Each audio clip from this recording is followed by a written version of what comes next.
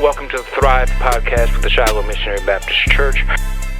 How does your faith kind of play into it, or does it play into it? What can be done about it? When I say the church, I'm talking about evangelical white Christians and the black folk who attend their churches. Hello, welcome to the Thrive podcast with the Shiloh Missionary Baptist Church. I'm Fred Jeff Smith, pastor of Shiloh, and I'm very happy that you chose to either view us on YouTube or listen to us on iTunes, Spotify, or Amazon. As always, we encourage your input about our podcast. You can reach out to me at fredjeffsmith@gmail.com. fredjeffsmith@gmail.com. Let us know how we're doing and what things we can do that can make this podcast more helpful to you. Very happy today to welcome as our guest attorney Willie Stephens, Jr., who is here representing his own law firm. Mr. Stephens, thank you so much for taking the time to come and share with us today. Thank you all for having me. You are from Bastrop, Louisiana. Yes, Bastrop, not Bachelor. People think Oh I'm no, saying Bachelor. I know what Bachelor is. My stepmother was a native of Bachelor. Okay. And I know what Bastrop is. And I don't know what Bachelor is. I just know Bastrop. It's out on your way to Alexandria. Okay. Headed out that way. But tell me how you ended up from Bastrop here into Baton Rouge, and how you decided to settle here in Baton Rouge. Well, what it was is that I was initially in Bastrop, of course, went to Bastrop High School, and then I went to Northwestern in Natchitoches for undergrad. And what I did is then I wanted to start a business. And so what I did is I went to Dallas. I stayed in Dallas for around 6 months. The business that I was trying to start didn't go the way I wanted to actually go, but I was able to make some wonderful contacts there. However, what happened was I decided then, okay, I'm ready to go ahead and go to law school, because I didn't want it to be so long between undergrad and then law school, and so I went on to decide to go to law school. So I applied at Southern. I got in at Southern, so I moved here, and then it's my professor. Well, I think he was the chancellor at the time. It was not Pierre, the one right before Pierre. Judge Pitcher? Judge Pitcher, that's the one. Okay. I had a meeting with him, and I was telling him I guess I didn't know exactly which direction to go. Should I go back home, or should I stay here?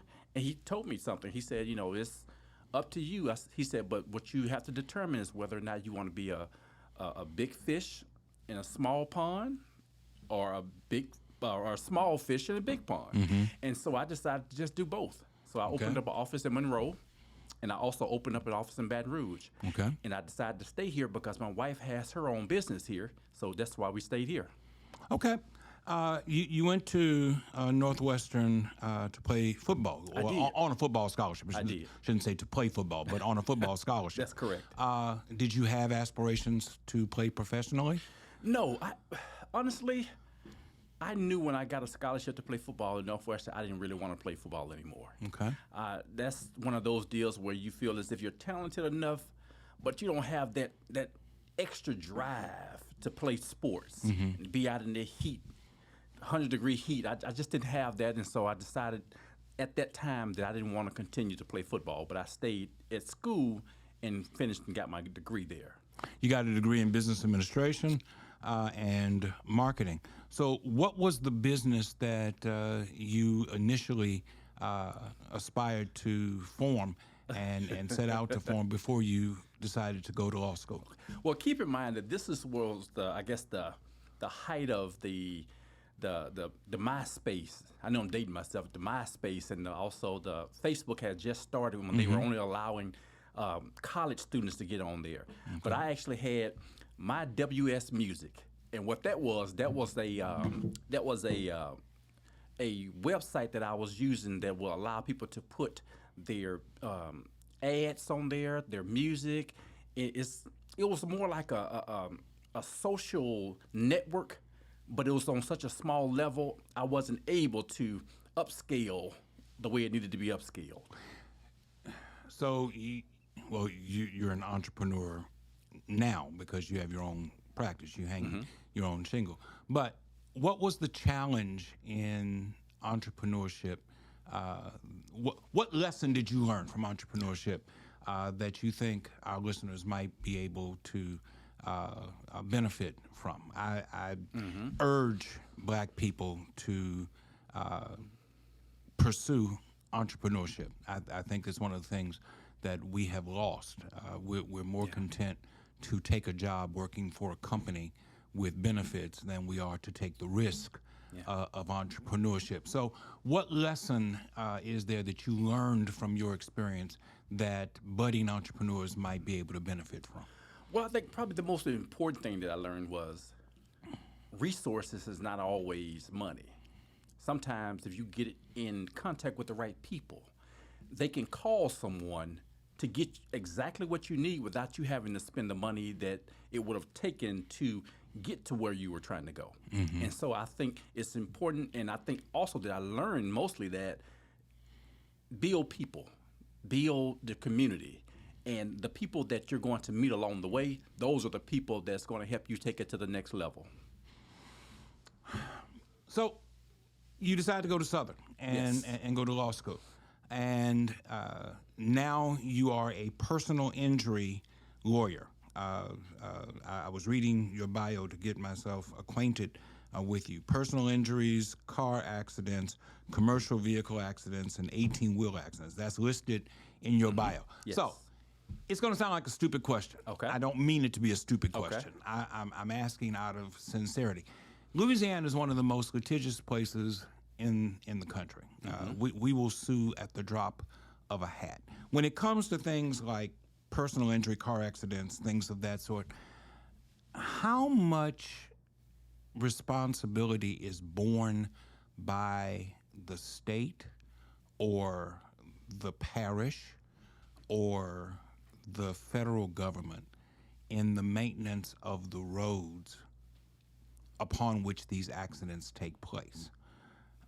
Because one of the things that I read constantly is that nationally, Louisiana's roads rank at the bottom or near the bottom. So, potholes, cracks, poorly maintained highways. How much does that contribute to these car accidents and commercial accidents? Well, as far as in my practice, we see a good number of, but I would say maybe it's only like 10 to 15% that we actually see in our practice. Mostly what we see is the actual accidents where people are just on their cell phone or things like that. But I will say that but I will say that we have had cases before where we've brought suit against some municipalities and also against the state where there was a failure to maintain bridges. And then there was no sides to the bridges. No shoulders. Correct. And then a person actually ended up going over the shoulder of the bridge or the side of the bridge. And so, we've had that also, but I would say most of it is more litigation that we're dealing with based on a person that's not paying attention a lot of times. There is no law, and please correct me if I'm wrong, there's no law currently in effect in Louisiana that says that it's illegal to drive while using handheld devices. Is that correct? Or I haven't seen one. Okay. Yeah. I wanted to be sure about that because I'm a native of Louisiana, a native of Baton Rouge, and I see people doing all kinds of things. Correct. Driving behind the wheel of a car, and it's not just cell phones. I've seen people reading books. I've seen people reading the newspaper. I've seen people doing literally all kinds of things behind the wheel of a car. Why is there not a push, or if there has been a push, why has there not been any success in getting legislative changes that demand more attention to the actual driving while a person is behind the wheel? Why is there no law that says that you can't have a cell phone in your hand while you drive in this state, from your opinion? Well, I think a lot of it is the legislators. Is there enough money in me pushing this particular type of legislation? If it happens to a legislator's family, then I can see them pushing a lot of that. But I've noticed that a lot of our laws they're localized to the I guess the special interest groups that are actually having the money to lobby some of these legislators. And so that's what I think it is. However, of course, the legislators will say something different. So you think that it would require, hopefully it doesn't happen, some tragedy happening to a legislator or to someone close to a legislator before these laws are changed? I think so. I think, and that's similar to what happens, I guess, nationally. When you're dealing with certain, I guess, the drug epidemic, it became an issue when it hit a certain community. Initially, you mean when it stopped being a crime and started being a medical problem? Correct. Yeah. Yeah, okay. And so when it hits home, then they change the terminology of it, and then now it becomes something that everyone needs to get on board to assist, versus saying that this is just localized at this group of people, and we don't necessarily care as much about that group of people. All of the activity that seems to be taking place with younger people and it's not new, they've just taken it to a different level, where they're doing all this drag racing on city streets. And in some cases, they are causing accidents. In some cases, they are involved in accidents. That's an interesting question. If someone is involved in an illegal activity and they hurt themselves or they are hurt, if they're involved in drag racing and they get hurt in the process of drag racing, do they actually have a claim that they can make in the court system that the court system will recognize? Not that I've ever seen. Generally, in a person's policy, insurance policy, they'll actually have certain things, certain criteria. If you are the one that is at fault, you can't then bring a claim against yourself in most cases. And so, not that I've seen, maybe there's some obscure law that will allow certain things like that, but not that I have seen. If you and I are drag racing, and you and I both know that drag racing is against the law, and I cut you off in the drag race and cause you to have an accident where you are injured, do you have a claim against me? I'm just curious. I'm trying to understand how this works. I would say no, but I will say also we're in an environment where I've heard this saying that you can indict a ham sandwich, and so people can sue for whatever they want to. The question becomes whether or not they'll be able to recover, and I don't see an avenue to recover on something like that when you both were actually, I guess, involved in some illegal activity, and then one person get hurt as a result of the illegal activity. I don't see an avenue for that particular person to recover. I saw in your bio that you have served, interned on both sides of the criminal court system. Yes. You've served as a prosecutor and as a defense attorney. And currently, we actually, our office has contracts with the public defender's office around the state to represent some indigent clients. Okay. From your perspective, which do you prefer? The prosecutor side of criminal law or the defender, the defendant side of criminal law?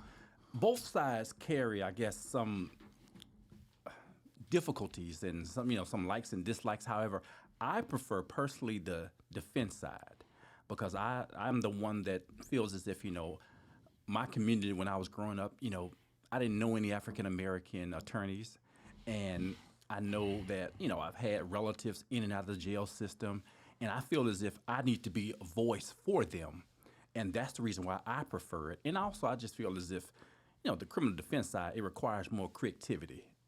And I think that God has gifted me with the way to see things that some people can't see it that way. I have friends of mine who are attorneys My sister is an attorney. Okay. And one of the things that I hear a lot is that the resources, the financial resources for indigent defense simply aren't there.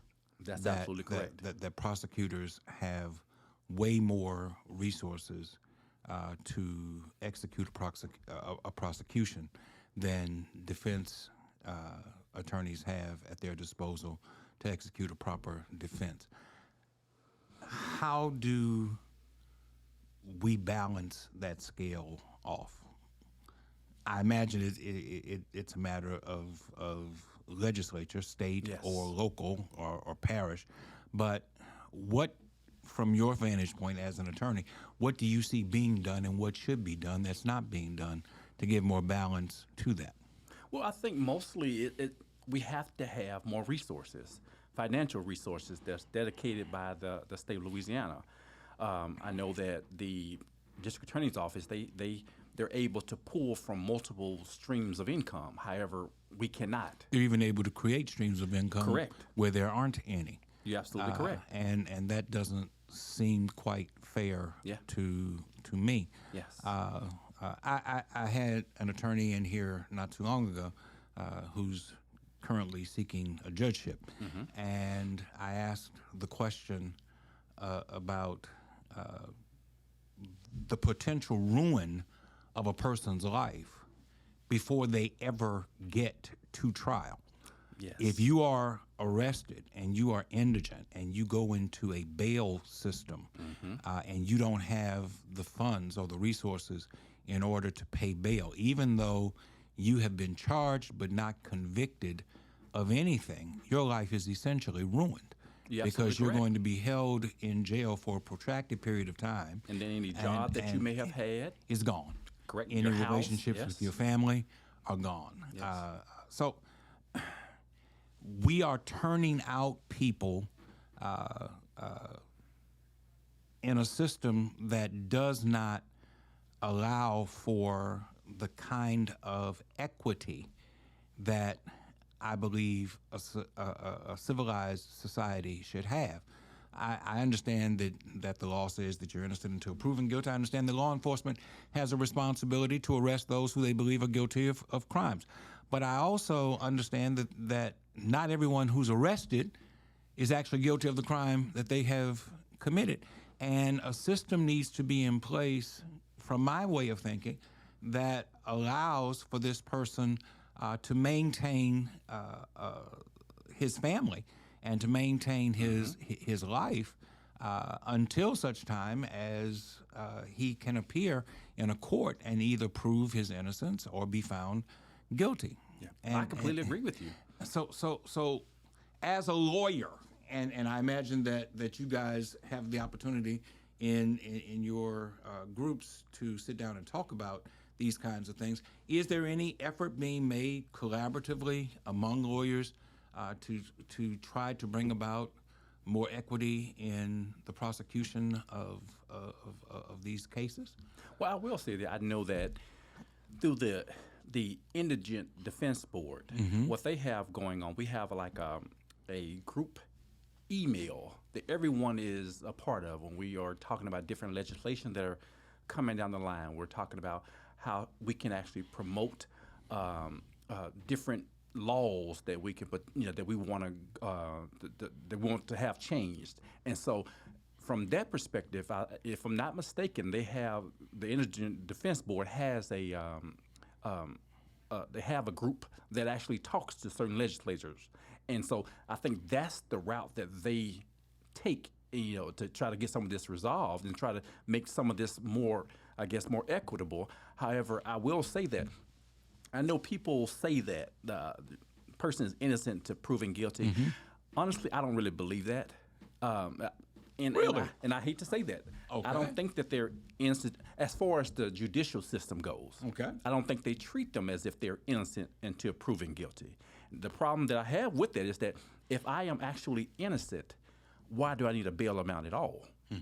Because if you're saying that you can, in essence, you're saying that if I go out to Walmart, any particular person that I see there, If I ask them did they commit a murder, and they say no, we have to treat them exactly like the person that we are treating the person that is in front of the court. So if this particular person, or you as the pastor, if there is an opportunity for, I guess, you to go to court and then say that you're not guilty, and if you are actually not guilty of something, why should you have to pay anything to get out of jail? I feel as if there should not be a bail amount that is required for anyone, because quite honestly, if you committed a crime once, then a bail is not going to prevent you from committing a crime the second time. And so I think, maybe the better route may be some sort of monitoring. Monitoring may be a better option than to actually say, okay, well, you need to pay this $100,000. You need to find the bail bondsman, get them to pay 12 to 13 to 15% of that, because that's not going to prevent you from a particular person from doing any other crimes in the future just because you make them pay a particular amount of money. I want to be clear with what you just said. Okay. You said that you don't believe that people are innocent until proven guilty.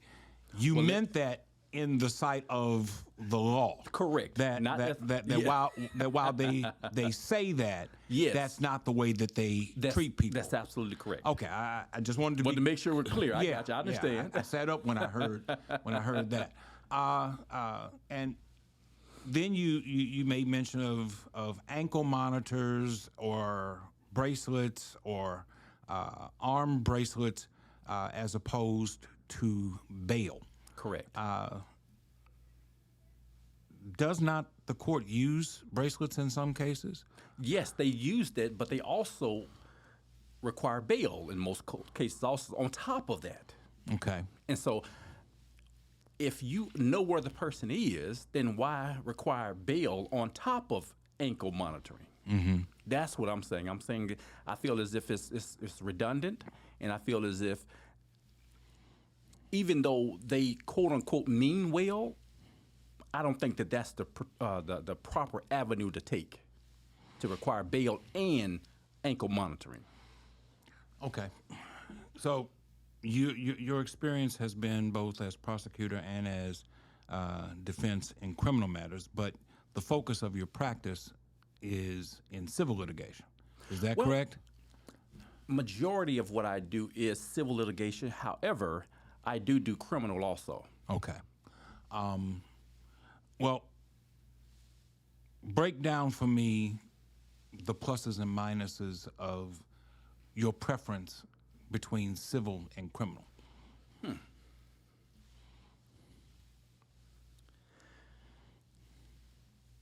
The biggest difference, I think, is you're not dealing with a person's life. It's one thing when you're dealing with money.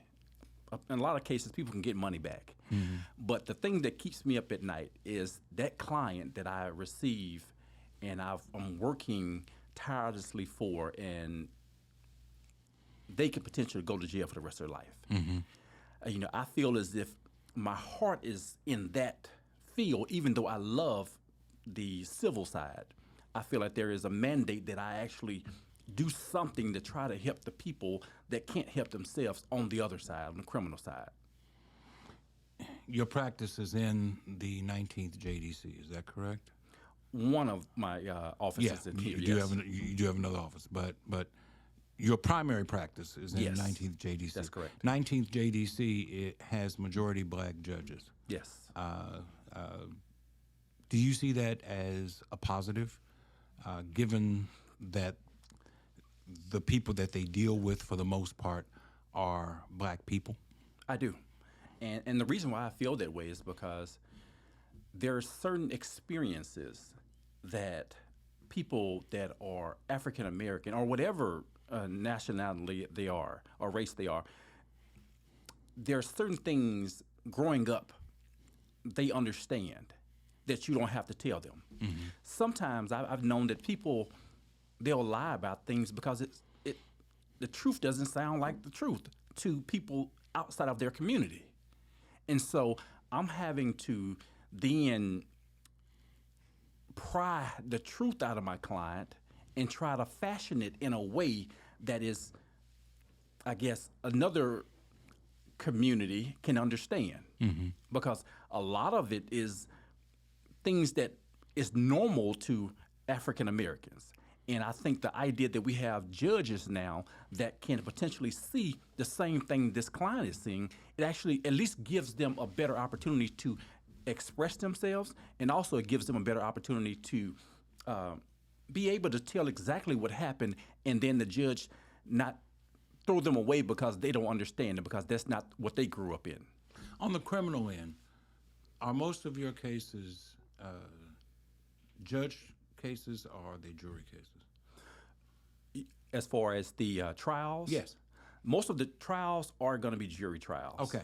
So then, help me to understand what a jury of your peers means. Well, in reality, not what they say it theoretical. is. Yeah. What does a jury of your peers mean? I found that a jury of your peers are just people that lives in your community. And when I say your community, I'm talking about the people that live in your city. A lot of times, and this is one thing that I hate to see when I go through the jury selection process. A lot of African Americans, we try our best to get out of it, and so now we may have an African American on trial for rape or for whatever crime, and then now I can't present it the same way to another group of people as I would to the African Americans, because they would understand it. Well, that's what sparked my question when you said you have to craft the information in such a way that people can understand it. Correct. So, jury of your peers, I'm a 61-year-old African American. I would like to believe that a jury of my peers is majority African American people. Yes, around your age. Is that likely to happen? No. I've never seen it happen that way. In most cases, it's the people that actually shows up to for jury duty, and those people, a lot of times, we have to also consider the fact that when we're talking about African Americans, especially people, let's say if I have a 25-year-old that is going on trial for murder, the question becomes, will that 25-year-old person get a jury of their peers, in which their peers are going to be somewhere between 20 and 30 years old, African American, generally males? That hardly ever happens. And then when we get those people, there's I don't want to say always, but many times there are excuses, the reason why they can't be there, or they can't do it. They can't, and I understand some of them, especially if you're having to work. Hey, I have to work. I have children and all that. However, the issue is I need someone that is the peer of this individual, because you can understand a way that even another African American in their 60s or 70s, they may not understand exactly what you're going through at this particular time. And so it's very difficult to get a jury of a person's peers, especially when they're African Americans. So would you agree that it is as important for African Americans to avail themselves to jury duty as it is that African Americans advocate for changes in the criminal justice system, changes in law enforcement practices, changes in the way that the parish prison is being maintained? We emphasize a lot of things. I have yet to hear anybody emphasize the importance of actually showing up for jury duty, for jury duty, and potentially being placed on a jury in order to make decisions that affect people's lives. You're absolutely correct. I would say that these are equally important things. Of course, you need to petition your legislators. You need to do all that. We need to vote. We need to actually be on these juries, and we need to really try to, if at all possible, prepare beforehand so that you can actually be on the jury versus you having you having to be excused because you have certain things you need to take care of as far as family goes. And I understand things happen. A lot of us, we don't have a whole lot. And when we don't have a whole lot, we may not have people that can help us. A lot of the people that I see in the juries, a lot of times, they already have, they may not even be working. They may be, my husband is doing the working, and I'm taking care of the kids, but now the kids are older, so now I can do jury duty. I see those type of people, and generally, from my experience, they are generally Caucasians, and so we don't necessarily have the benefit of having that, I guess, that flexibility. Mm-hmm. And so I would just implore us to push to try to be on some of these juries, especially when we're talking about people that look like us, because we know things that the other races may not know about our people because our experiences are totally different. You mentioned the need to vote. Statewide elections are coming up in October. From what I understand, if you are held in parish prison, whether it be in East Baton Rouge Parish or anywhere else, but you have not been convicted of a crime, you have a right to vote, even though you're being held. Is anyone, to your knowledge, advocating for these people to be able to exercise their right to vote? And I'm asking the question fairly ignorant of what the answer might be. Is something going on that sheriffs who pretty much run the parish system, are sheriffs making it possible for non-convicted but incarcerated people to vote? Are they bringing voting machines into parish jails. prison? Yeah, for them to vote. Not that I've heard of. I will say that I may not be the I guess the best person to answer that type of question, but I really do not know concerning that. Seems like there's a whole lot of folk that It could be seems- voting. Yes, that because they hadn't that actually been perhaps are convicted, not being and they're being given the held. opportunity to yes, vote. you're absolutely correct. You engage in something in your practice called Free Legal Saturdays. Yes.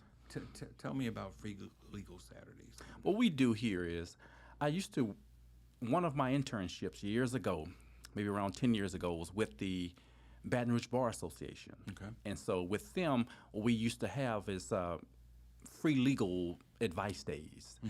And so what I have done here is incorporated that into my office, because I understand that with the Baton Rouge Bar Association, there are certain things that they cannot, I guess, give a person legal advice on, because what happens is they generally have an event with, I think, St. Vincent de Paul, and what they'll do is they'll have an opportunity for a person to come in and speak with attorneys. I think it's called Thirst for Justice, or at least it was when I was doing it years ago.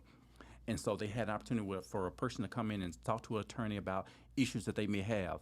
But there was a limitation on what they could talk to an attorney about.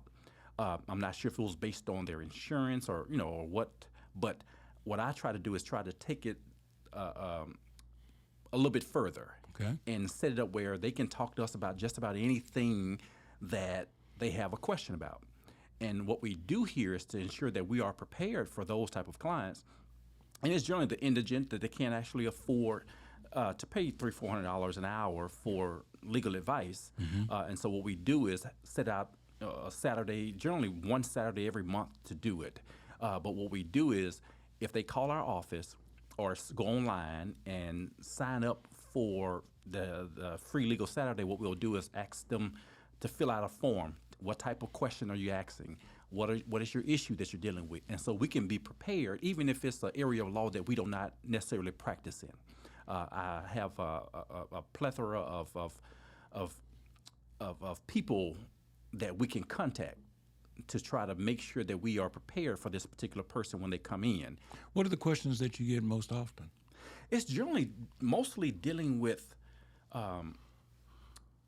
family issues, about divorces. We have questions about business entities. How do I create this? I want to start this business.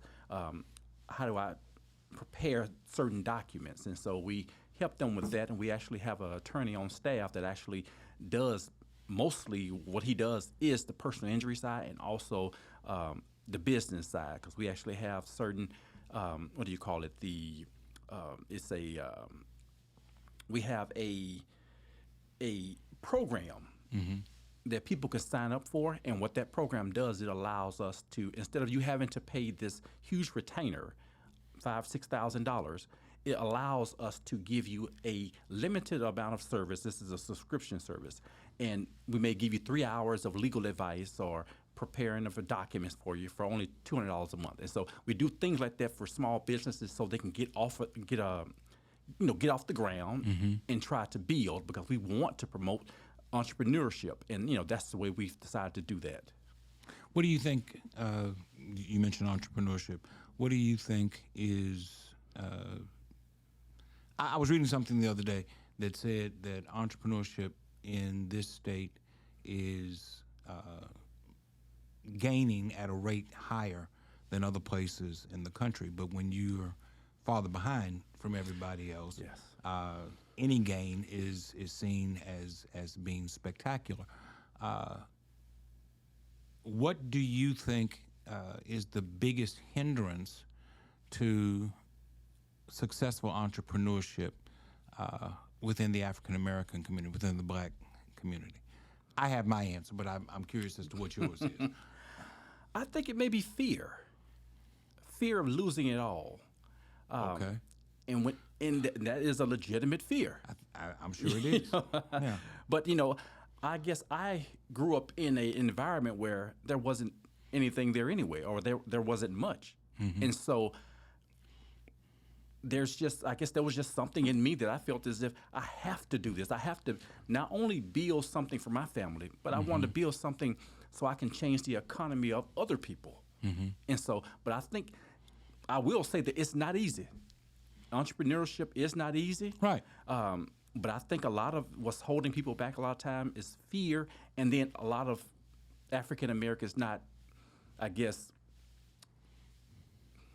make sure I say this the right way, supporting one another. Okay. And I think, that may be the reason. So what do you think? I think it's money. I think it's a lack of money. Resources. Yeah. I think that still in the year of our Lord 2023, resources are not as readily available to Black entrepreneurs as they are to whites. Whites have pools of resources that they can go to, family members, generational wealth, stocks, bonds, things of that sort, whereas Blacks have to develop a financial plan, submit it to a bank, and hope that the lender that they're submitting the plan to is open-minded to the possibility of this being successful and giving them the money that they need to start. Almost always, they're given less than what they asked for, because they're considered to be a risk in ways that their white counterparts are not. So for me, the answer is always, first and foremost, money and the lack of resources. And by the time you get the resources to do what you have to do, others are already doing it, and you're farther. It doesn't matter if you're first if you don't have the resources within which to do it. Now, I do agree with you that sometimes there is a lack of support that exists within the Black community, but here's the other problem with that. We can't get whites to support our businesses. A handful of restaurant entrepreneurs can get a few whites to come in and buy breakfast a couple of days a week or buy lunch a couple of days a week. But when it comes to things like this, Mad Game Entertainment is run by a man named Terrence Turner, who's sitting behind the camera, and it's his business. He has to work very hard to get whites to patronize the services that he provides as opposed to blacks patronizing that business. Whereas blacks will patronize whites, will patronize Hispanics, will patronize Asians, but we only have one pool to draw from. It's the same problem that exists within the black church.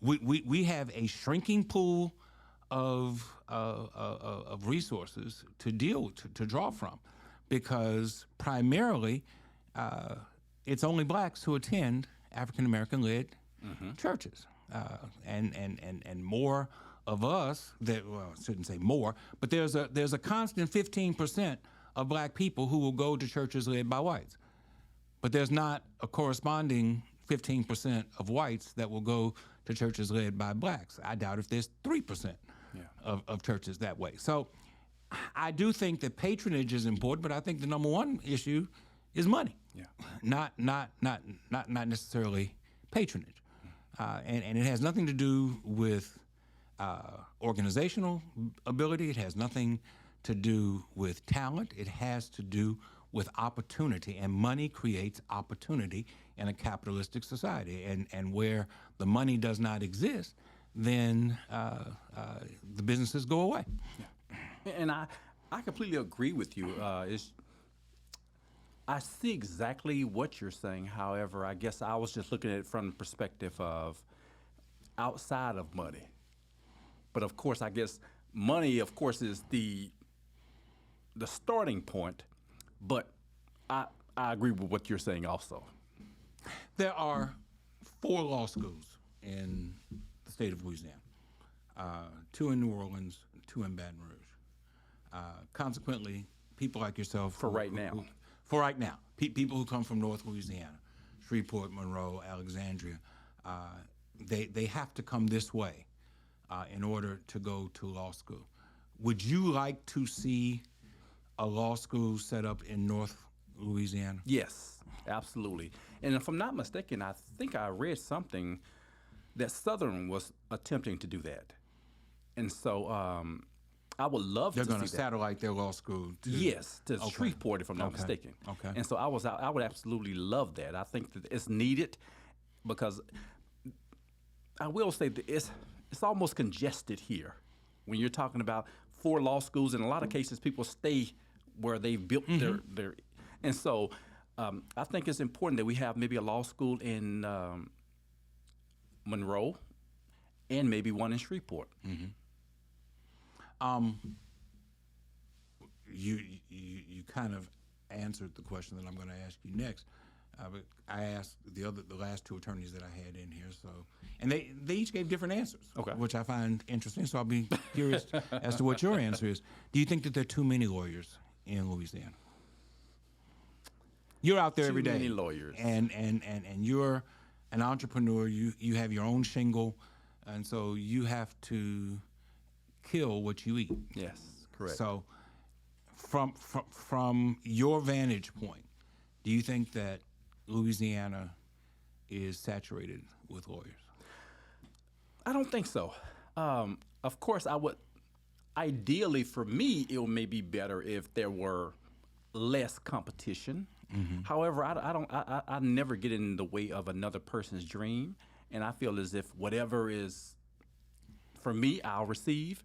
And so I feel as if another person has worked hard and they have passed the bar, which I don't really agree with the bar, but if they've passed the bar, I think they should be able to attempt to try and take care of their family based on the skills that they've attained.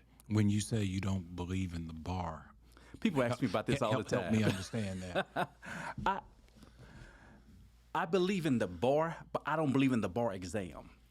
I feel like the bar exam I think it's a waste of time, quite honestly. I think we will be much better served if we were to have similar to like doctors have. We have a residency. They have when you finish law school, you have to work for another law firm for 3 years or so, get the experience from there, and then be able to move into your own practice. I'm fine with that, but the idea that you have to take a test, a week-long test, and a lot of it is based on memorizing things, which in most cases you are not going to have to memorize when you are practicing because the book is right on the desk with you. I just don't think that that's the right route. But now, you use doctors as an example. Isn't there such a thing as a board-certified physician? And Yes. in order to become board-certified, don't you have to pass tests? And is there not a distinction between a board-certified physician and a non-board-certified physician? That's absolutely correct. Okay. Don't we believe that board-certified physicians have a higher degree of knowledge and expertise than non-board-certified physicians? And again, I'm asking purely out of ignorance. I'm not a doctor, so I don't know. I'm asking. And I'm not a doctor either, and of course. But as far as, I guess, people assume that they are, I guess, more knowledgeable, and they're getting a better doctor if the doctor is board certified. However, I'm not sure whether or not what are, I guess, the criteria for you to be a board certified versus not being a board certified doctor. So I'm not 100% sure on that. So you're comfortable with a person having graduated from a law school, practicing the law, absent a bar exam, passing the bar exam, equivalent to a paralegal? Would that be the equivalence of what you're describing? No, what I'm saying is I feel that a person would get much more experience and knowledge from actually working under a experienced attorney than they would taking an exam. An internship, an apprenticeship. Correct, and having to go to court. Were they committed to a certain number of years working with a seasoned attorney before they were allowed to go off on their own? Correct. That's what I believe in. Because I've seen many attorneys, and not just many, myself. When I passed the bar exam, I still didn't know how to practice, and so I had to get under the tutelage of older and more experienced attorneys. And I got more from that than I got from actually studying for the bar exam and memorizing a lot of the information and then passing it. And so I think that we would be better served by having younger attorneys or younger people that just that has just finished law school to serve as apprenticeships for maybe 2 to 3 years under another actual attorney. And so they know what they're doing before they get out. Are you a person of faith? Yes, I am. How does your faith influence the way that you practice law?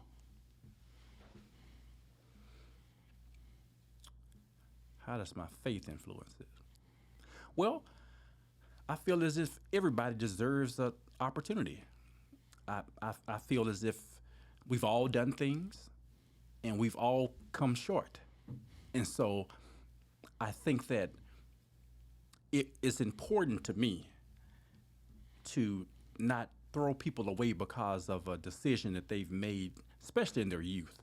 And I think my faith requires that I give people chances that other people may not give them.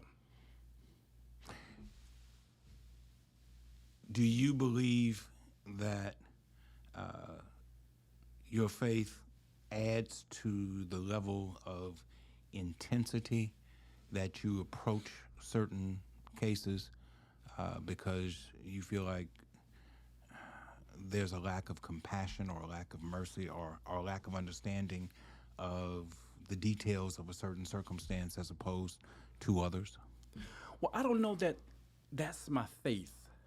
I actually do that.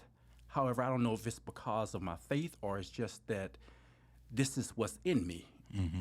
Because I know that I think my experiences have taught me much more along those lines. And I'm willing to bend over backwards, give everything that I have for a person based on things that I've seen throughout my life. But I think my faith keeps me going when I don't feel like going anymore. You have children? I do. I have one son. How old is he? 19. Oh, okay. He's almost out of the house if he's not. Oh, out he's of the out house. of the well, he's in college. Okay.